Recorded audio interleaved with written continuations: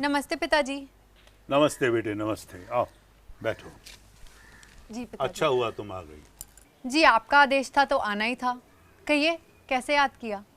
मैंने सुना है कि राजेश एयरफोर्स की नौकरी छोड़ने की सोच रहा है और राजनीति में जाने की बात कर रहा है।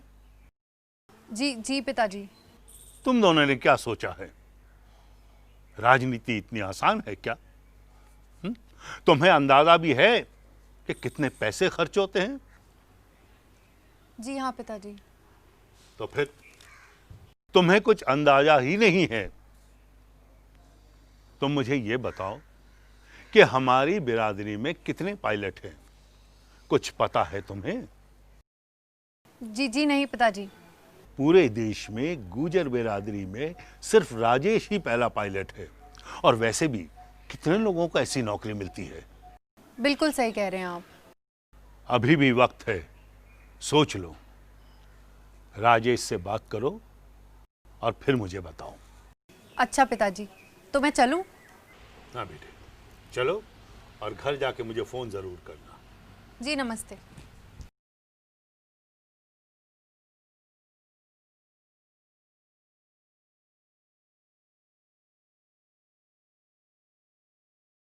और वापस आके मैंने राजेश जी को बताया गया, पिताजी ने ये कहा है, तो उन्होंने कहा हाँ मुझे पता है।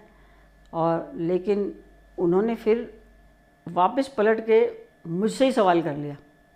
उस दिन तो शायद रात भर सोचा और अगले दिन सुबह जैसे हुई तो मुझसे कहने लगे कि ये सब लोग जो कह रहे हैं ये होगा वो होगा, मुझे तुम ये बताओ अगर मैं राजनीति में सफल होता हूँ तब भी और असफल होता हूँ तब भी जो प्रभाव तुम्हारे ऊपर पड़ेगा वो और किसी के ऊपर नहीं पड़ेगा।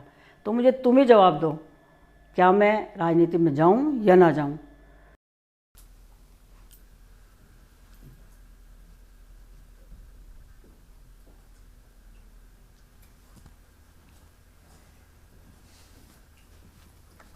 हो गई पिताजी से मुलाकात? हाँ, आपको मुझे डांट पड़वानी थी सो पड़वा दी। अच्छा, क्या कह रहे थे? वो बहुत नाराज है आपके नौकरी छोड़ने के फैसले पर राजेश। देख रमा, मेरे नौकरी छोड़ने के फैसले से सबसे ज़्यादा प्रभावित तू होगी। केवल तू बता, मैं नौकरी छोड़ूं या नहीं, बस। ये तो आपने मुझसे मेरी ज़िंदगी का बहुत बड़ा सवाल पूछ लिया। इसका जवाब मैं एकदम से कैसे दे दूँ? मुझे थोड़ा समय दीजिए सोचने का, एक दिन या फिर एक रात। मैं सोच कर बताती हूँ। ठीक है, सोच लो। अच्छा, मैं कुछ खाने के लिए लेकर आती हूँ। मैंने एक रात और एक दिन का समय मांगा सोचने के लिए। उन्होंने कहा ठीक है, आप सोच लो और फिर मुझे बता देना कल तक। मैंने बोला ठीक है। अगले दिन जब मैं उठी तो जो रात में और दिन में मेरे अंदर विचार हुए और जो मैंने अपने दिल से पूछा, अपनी कॉन्शियस से पूछा, अपनी सोल से पूछा, अपने गॉड से पूछा, तो मुझे एक ही आंसर आया कि इस व्यक्ति के अंदर इतना ज़्यादा सामाजिक भाव भरा हुआ है कि ये समाज की सेवा करना चाहता है बिना किसी बंधन के, और इसको इसमें आना ही आना है, इसमें जाने जाना है पॉलिटिक्स में। और क्योंकि इतनी ज़्यादा उत्तेजना उत्साह राजनीति के लिए है कि अगर किसी वजह से ये रास्ता अवरुद्ध कर दिया तो ये शायद दिमाग पे पड़ जाएगा और दिमाग की कोई नस फट सकती है। बिल्कुल ये विचार एकदम से आए, गॉड ने ऐसा मुझे कहा। और इसको जब ये आ गया जवाब तो मैंने और सोचना बंद कर दिया। और सुबह दिन निकला हुआ था, फिर मैंने इनको बुलाया। मैंने कहा मैंने शाम तक आपसे समय मांगा है, लेकिन मुझे आंसर मिल गया। हाँ, क्या आंसर आया? मैंने कहा आंसर ये है कि आप जाओ और लड़ो, आपको कोई चिंता करने की ज़रूरत नहीं है, सफल हो या असफल हो। अगर सफल होए तो बिल्कुल ठीक है, और अगर असफल हुए तो मैं इन दो बच्चों को, आपके छोटे बच्चे और आपकी माता जी को अच्छे से संभाल सकती हूँ, इनको कमा के मैं खिला सकती हूँ। मैं और भी कुछ नहीं मिलेगा तो मैं ट्रेन टीचर हूँ, स्कूल में नौकरी कर सकती हूँ, और नहीं तो ट्यूशन पढ़ा सकती हूँ, और मैं सुप्रीम कोर्ट में एडवोकेट हूँ। मरे से मरा वकील भी 10-20 हज़ार कमा लेता है, मैं कुछ वहाँ से कमाऊँगी। आप इनकी चिंता मत करो तीनों की। राजेश ने अपनी कहीं कहीं से जान पहचान निकाल के राष्ट्रपति के थ्रू अपना इस्तीफ़ा मंजूर करवा लिया। अब रही बात राजनीति की। इस्तीफ़ा मंजूर करवाते ही इन्होंने सबसे पहले इंदिरा जी से मिलना मुनासिब समझा, और ये इंदिरा जी के पास गए। उन्होंने पूछा हाँ क्या बात है? इन्होंने कहा मैं ऐसे ऐसे पायलट हूँ और ये मेरा रैंक है, लेकिन मैं एयरफोर्स छोड़ के राजनीति में आना चाहता हूँ और आपकी ब्लेसिंग लेने आया हूँ, आप मुझे अपनी ब्लेसिंग दीजिए। तो उन्होंने इनका सारा सुन के कि ये क्या है आज, तो कहने लगे ये तो बहुत अच्छा है, तुम्हारे इसमें आगे चांस है, फ्यूचर है, तुम इसको क्यों छोड़ना चाहते हो? राजनीति इतनी आसान नहीं है, राजनीति बहुत मुश्किल है। तो मैडम मैं तो आपसे डिसीज़न तो मैंने ले लिया, मैं केवल ब्लेसिंग्स लेना आया हूँ। मैडम देखती रह गई। डिसीज़न ले लिया?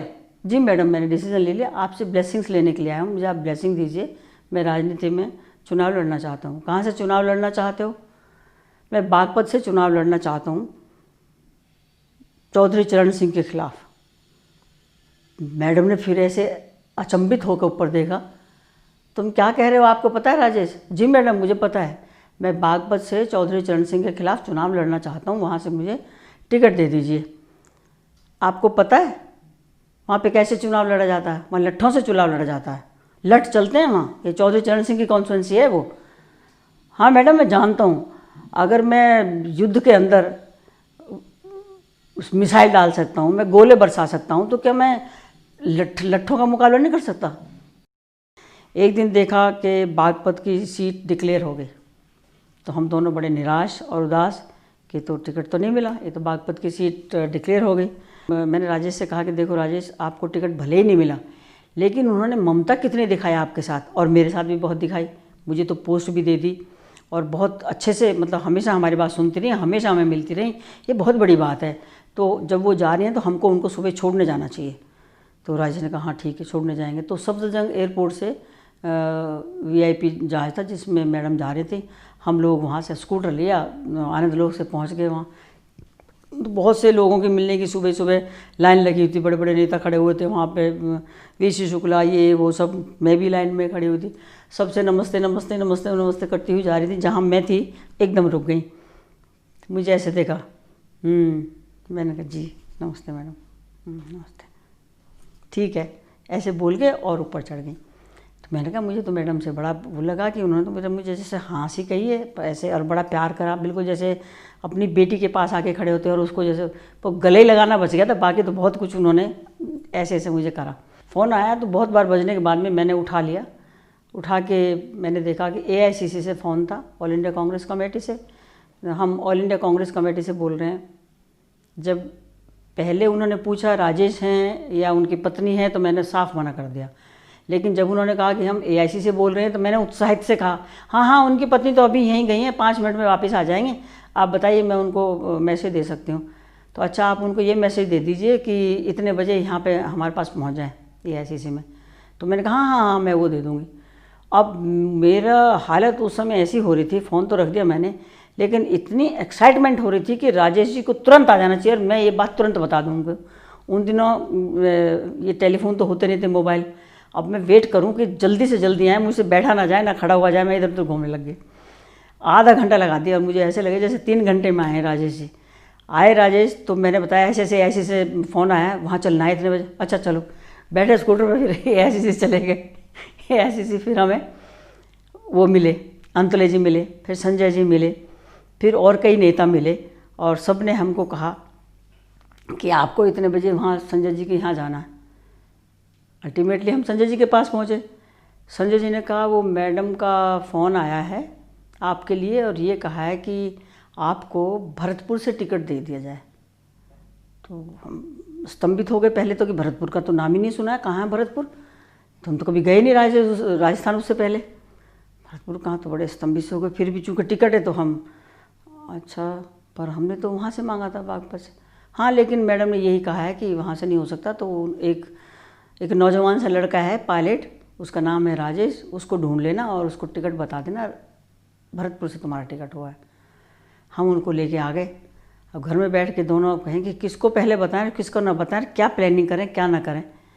मैंने राजेश से कहा आप कुछ प्लानिंग मत करो, सीधे भरतपुर जाओ और वहाँ देखो क्या हाल है, और अगर टिकट मिला है, नॉमिनेशन की डेट है, इस डेट तक आप नॉमिनेशन की हिसाब किताब करो कि कैसे नॉमिनेशन करना है।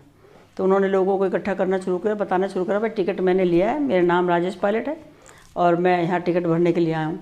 लोगों ने शोर मचाया, जी यहाँ तो हमारे पास फ़ोन आ गया है, यहाँ कोई राजेश टिकट लड़ने नहीं आया, यहाँ तो कोई पायलट है वो चुनाव लड़ने आया है। और हम तो सब पायलट के साथ ही रहेंगे, हमको ऊपर से आदेश आ गया। फिर संजय जी ने राजेश पायलट कह के उनको फ़ोन किया कि राजेश पायलट हैं, तुम्हारे बीच में पहुंच चुके हैं, उन्हीं के साथ रहना, उनका नॉमिनेशन करवाइए। और साथ ही में ये सलाह दे दी कि राजेश को कि तुम ऐसे करो, कचहरी में जाओ और एक स्टैम्प पेपर पे वो अपना चिट्ठी वगैरह बना के और अपना नाम चेंज कर लो, राजेश प्रसाद की जगह राजेश पायलट कर दो। तो ये फटाफट वहाँ कचहरी में गए, वहीं की कचहरी में गए, अपनी अर्जी दे के अपना नाम बदलवा लिया, राजेश पायलट हो गए। फिर कहा भाई देखो मैं ही हूँ राजेश पायलट, तो लोग मान गए भाई हाँ राजेश पायलट जिंदाबाद। फिर शोर मचने लगा राजेश पायलट जिंदाबाद। मुझे यहाँ वापस आना था क्योंकि मुझे पैसों का इंतज़ाम करना था, गाड़ियों का इंतज़ाम करना था, लोगों का इंतज़ाम करना था, क्योंकि वहाँ तो कोई अपना जानने वाला ऐसा आदमी था नहीं। हम चाहते थे कि हमारे दफ्तर में कोई जानने वाले आदमी बैठें। अब भगवान सबका रक्षक है। राजेश ने जैसे दौरे करने शुरू करे, नोटों की मालाएं पड़ने लगी। नोटों की मालाएं पड़े और वो उतार के वर्कर्स को दे दें कि जहाँ लगाना वहाँ लगा लो। तो ईश्वर ने हमारी सुनी। इस तरह से हम अपना चुनाव लड़ते गए और जो कुछ हमारे पास एक मकान था देहरादून में, उसको भी हमने मॉर्गेज कर दिया, उसके भी पैसे ले लिए। जो कुछ थोड़े बहुत इधर उधर हमारे पास तो वो सब मॉर्गेज करके पैसे लेके सब वहीं लगा दिए। और बाकी वो लोग जो माला देते थे उसमें, तो हम बहुत ही संघर्ष भरा वो चुनाव था, बहुत संघर्ष भरा था। तो बड़ी पॉपुलैरिटी होने लगी, ये पॉपुलर हो गए वहाँ पे। और इसी तरह से पॉपुलैरिटी से, मेहनत से, लोगों के प्यार से, ईश्वर की दुलार और प्यार सब कुछ था और हम चुनाव जीत गए। सांसद बनने के बाद राजेश जी ने वही पगड़ी पहनकर संसद में पहला कदम रखा जो भरतपुर की जनता ने उनके सर पर रखी थी। उन्होंने लोगों से कहा था कि मैं इस पगड़ी की इज्जत रखूंगा।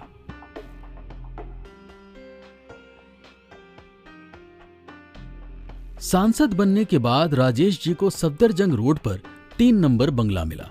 मैडम इंदिरा गांधी कह रही हैं कि एक 3 नंबर है उनके बराबर में, उसको देख के आना। मुझसे पूछा राजेश ने कैसा लगा, मैंने कहा मेरे को तो ऐसे ही लगा, ऐसे ही पड़ा, जंगल सा पड़ा हुआ है ऐसे ही। ये कह के राजेश जी ने कुछ नहीं कहा, गाड़ी में बैठ गए। और मेरी बेटी सारिका, ये थी उस वक़्त 3.5 साल की होगी। तो ये जैसे बाहर निकले तो गाड़ी में खड़ी होके और अपने डैडी को ऐसे कंधे से हिला के कहती है, डैडी डैडी। जब इंदिरा जी का घर आया, निकलते ही इंदिरा जी का घर आ जाता है, डैडी डैडी आप यही कोठी लेना, क्योंकि मैडम ये चाहती है कि आप यहीं पे ही रहो। तो हम दोनों को बड़ा हैरानगी भी हुई और बड़ी हंसी भी आई कि इसको कैसे इस बात का मालूम हो गया, ये क्या अहमियत जानती है उसकी, इंदिरा जी की अहमियत या घर की अहमियत।